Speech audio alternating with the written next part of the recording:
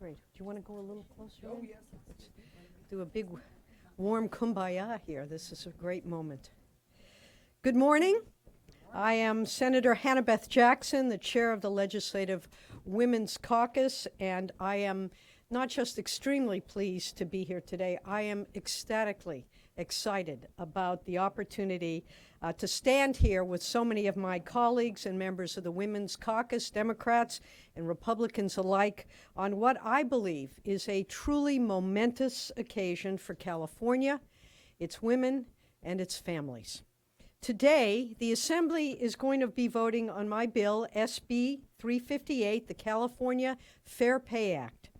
This bill is designed to help close the persistent, long-standing, and very detrimental wage gap that women have faced at work by expanding and strengthening their ability to legally challenge pay inequities. It is one of the key bills of the California Legislative Women's Caucus priorities this year as part of their Stronger California agenda. With this bill, female employees will be able to challenge the wages paid to male colleagues who do substantially similar work, as well as when the work is done at different websites of the same employer. It will also require that employers show that differences in wages are due to factors other than gender, and that these factors are not arbitrary, but are directly related to the job duties. What does this mean in terms of real life? Well, it will mean, for instance, that the female housekeepers who clean rooms in a hotel could legally challenge the higher wages paid to their male janitor counterparts who clean the lobby. It will mean that a female grocery store clerk working at one store can legally challenge why she isn't making the same wage as the male clerk doing the same work at another location just a few miles away. It will mean that an employer will have to show why a female chef is making less than a male chef and prove that those wages are based on job-related reasons and not gender. Once this bill gets out of the Assembly today, and I am optimistic that it will head back to the Senate for a concurrence vote and then on to the governor, hopefully, for his signature. The struggle for women's wage equality has taken decades. In fact, I and a number of people here today started this battle when we didn't have gray hair. But today we take this very important step forward, and I am delighted that we are at this point, and we did this together. Since 1949, California has had an equal pay law on the books, but it has been inadequate. This has cost women and their families, and even the state of California. Even in what we like to think of as an enlightened age, in the year 2015, women who are employed full-time in California lose approximately $33.6 billion annually to this wage gap. In 2013, a woman in California working full-time still made a median of 84 cents to every dollar a man earned. For African American women, it is 64 cents to every dollar. And for Latinas, it is 44 cents. It is the largest wage gap for Latina women in the entire country. That is money that isn't flowing into women's pocketbooks, isn't helping families meet their family needs, or flowing into our businesses and our economy. We all suffer with this wage gap, and that is why we have come together today from the business community, from the women's community, from the advocacy communities to support this measure. And it is no wonder that when Patricia Arquette called for equal pay for women in front of 4 billion people at the Academy Awards in her Oscar speech in February, that so many of us stood up and applauded. Patricia Arquette lit that match, but as we all know, you bet. Indeed. That was scripted, by the way. We all know the kindling has been building for decades. Women are tired of their families' paychecks not reflecting the true value of their hard work. And this bill, SB358, will finally make our equal pay law stronger and more effective. If signed by the governor, it will be the toughest equal pay law in the country. And I believe we can expect other states to follow our example here in California. So this bill will be, I anticipate, and so does my young colleague over here, that it will be a template used by other states to close that insidious wage gap that affects our families and our culture and our economies. It is also significant that we have such broad and bipartisan support. Not only does this bill have the support, as I mentioned, of sometimes referred to as the usual suspects, women's groups, advocacy groups, who have fought for these changes for decades, labor groups and women's and legal advocacy groups, as I mentioned. It also has the support of California's businesses and the Chamber of Commerce. It's taken decades of work to get to this moment, and we know that we stand on the shoulders of others who have gone before us and have advocated for women's equality and equal pay for decades. And we are humbled by that. And we need to acknowledge those people who came before us, who have fought hard and long. Now we are at a moment that we can all come together.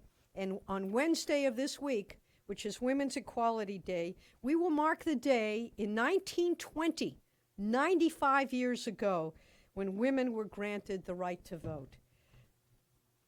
It's high time that we got paid for the work that we do on an equal basis.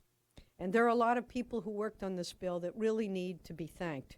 Tara Welsh with the Senate Judiciary Committee, Jennifer Reich, Noreen Farrell, and Marissa Diaz with Equal Rights Advocates, our sponsors who have worked diligently and painstakingly and patiently with us, and Marika Hoshihara of the California Employment Lawyers Association. Again, this has been a collective effort. And I also want to thank Chris McKaylee, who is a male. We have a lot of support also from a number of our men who understand the importance of this. And I would submit, actually, most men, where that paycheck is so important for their families, and the support of a number of our colleagues who have been strongly advocating on our behalf. Chris is with the Civil Justice Association of California, and I want to give a particular shout out to Jennifer Barrera, who is here today with the California Chamber of Commerce, who took that big step on behalf of the business community and understood the need for this bill and has worked with us hand in hand, side by side throughout this whole process. I also want to thank the courageous Eileen Rizzo, who is here with her family today, who has come to so many hearings to tell her story of pay inequity, which I think has encapsulated the need for this legislation. I want to thank the support of so many in our California Legislative Women's Caucus who have been fighting this battle as well. We don't expect that the wage gap is going to disappear immediately as soon as this bill is signed into law. While that might be a wonderful thing, we recognize that it has been decades and generations where we have seen this wage gap. We need a culture change. We need a commitment from employers. We need to make sure that it is now the law, so that the culture, so that attitudes will change. And it starts with this policy. It starts today. It starts with this measure.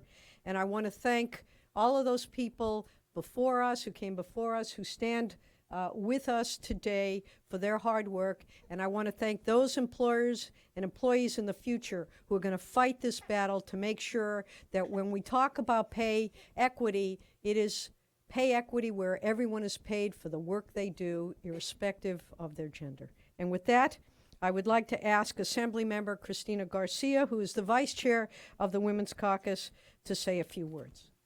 Assemblymember Garcia. Thank you. Good morning. I am here today as the Vice Chair of the Legislative Women's Caucus and a proud co-author of SB 358.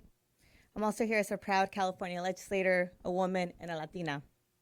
And in my lifetime, things have gotten better. Lots of women are starting to break glass ceilings, including Associate Justice of the Supreme Court of the United States, Sonia Sotomayor. But far too often, we are the exception. And the disparity we as Latinas face in the society is most glaring when we look at the issue of the wage gap here in California. California hosts the largest wage gap for Latinas in the nation. Latinas are only earning 44 cents on the dollar compared to their white male counterparts. African American women are only doing a little better. They earn 64 cents on the dollar compared to their white male counterparts. And the more layers you add on, the worse it gets. If you're a single mother and a Latina, see, she's upset about it too. She should be angry, I agree. Less than 44 cents on the dollar compared to your white male counterparts. This is a topic that has been researched and discussed going on 6 decades now. And we cannot continue at the current rate waiting for another 50 years for pay equity. This is embarrassing and unacceptable. As a Latina, I know all women are worth as much as their white male counterparts. But today, we start to rewrite this story with SB358. Today, advocacy groups, labor groups, and business groups stand in support of SB358 because they know diversity is not just good for our society, but it's good for their bottom line. Today, we are a collective voice saying that no longer should we, as women, take a step back and accept that being a woman, particularly a woman of color, comes with being paid less. SB 358 is one step forward towards leveling the playing field for all workers, regardless of gender. Thank you. And now we are going to hear from Assemblymember Kristen Olson, the Assembly Republican leader, also in strong support of this measure, indicating, as I mentioned earlier, the strong bipartisan support we have for this issue. Well, good morning. I am proud to be here today on behalf of the Assembly Republican Caucus in support of pay equity and specifically SB 358. This is an important issue to me personally as well as a woman professional who seeks to set a positive example for my daughter and for my 2 sons. And it is shocking that in 2015, we're still having to have bills like this and press conferences like this to achieve pay equity in the workplace, to make sure that women can be paid equally for the equal work that they're doing. But we're here today, and I'm so pleased that we've been able to join together in bipartisan support for this carefully crafted bill that will help drive further success in making sure that women are paid equally for the hard work and the equal work that they're doing across a broad array of industries in the workplace. I am pleased that through the hard work of all the stakeholders coming together, through the author of the bill, Senator Hannah Beth Jackson, and all the supporters you see behind me and beyond these walls, that we've really come up with a bill that focuses on driving that equal pay rather than driving unnecessary litigation. Because when we craft bills that just lead to more litigation, nobody wins. And I believe Senate Bill 358 strikes that appropriate balance that makes sure we're holding holding employers accountable to providing equal pay for equal work, and at the same time keeping things out of litigation and really focusing resources on paying women what they deserve rather than tying it up in legal fights. So again, thank you to the author and all the supporters behind me, and we look forward to seeing SB 358 pass the Assembly today and ultimately being signed into law by Governor Brown. Thank you. And now, although the children have gone to sit in the audience so they can watch their mother, we have Eileen Rizzo, a Fresno resident who has a complaint pending in court over pay inequity she has experienced, who has been an articulate spokesperson on this issue and persistent in her desire to help us get this legislation passed. Eileen? You're back. Join me. My family and I have given so much to support SB 358. As the sole breadwinner of my family, I am both a victim and a real-life example of pay discrimination. I know all too well what it means to fight through various stereotypes, to invest in building up your expertise and experience, to earn higher education, only to find out that the man you're sitting next to is taking more money home to his family. And I know I am not alone. There are countless women who have stories like mine and can identify with the hurt that comes with that reality. What does an employer communicate to society about the worth of a woman when they refuse to pay her equal to her male counterparts? It is time to hold employers like mine accountable. That's why my own equal pay case that is currently pending in the court system is so important. That's why today is so important. SB 358 can be a new beginning in a world where my 3 daughters can grow up and your daughters can grow up, assured that they will be treated fairly. Change can happen if we stand together, and here we are doing that very thing. I am so grateful to the countless advocates that stand beside me and the work they are doing. When women like me are supported, our families are supported, and communities can become stronger. This is for every woman and everyone who believes in equality and wants to see that dream come true. Because if you cannot be equal in the workplace, how can you be equal anywhere else? Thank you.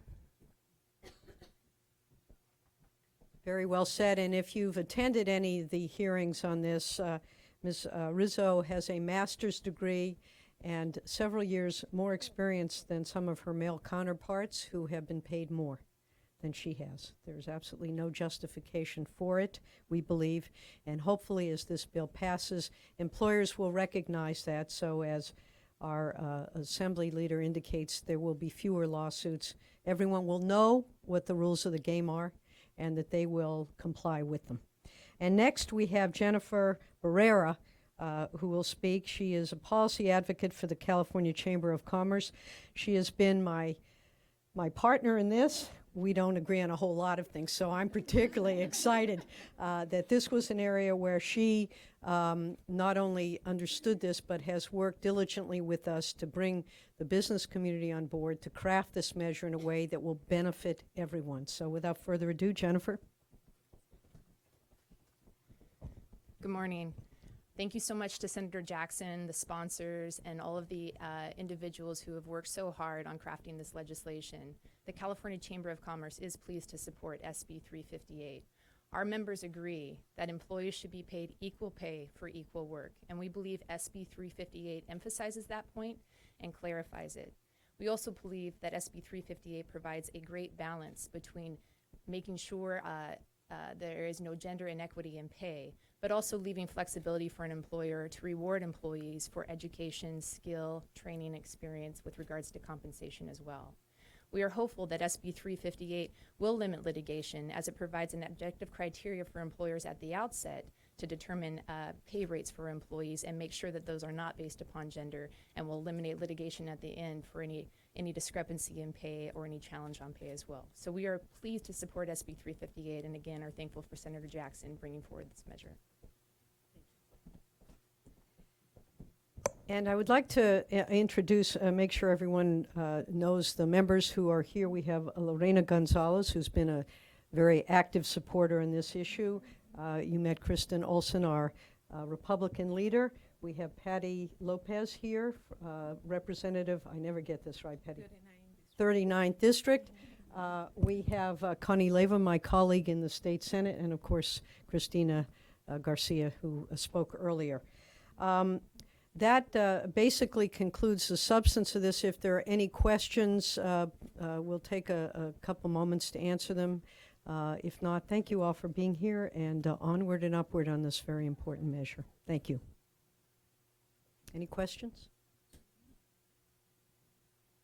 Okay. Thank you all for being here.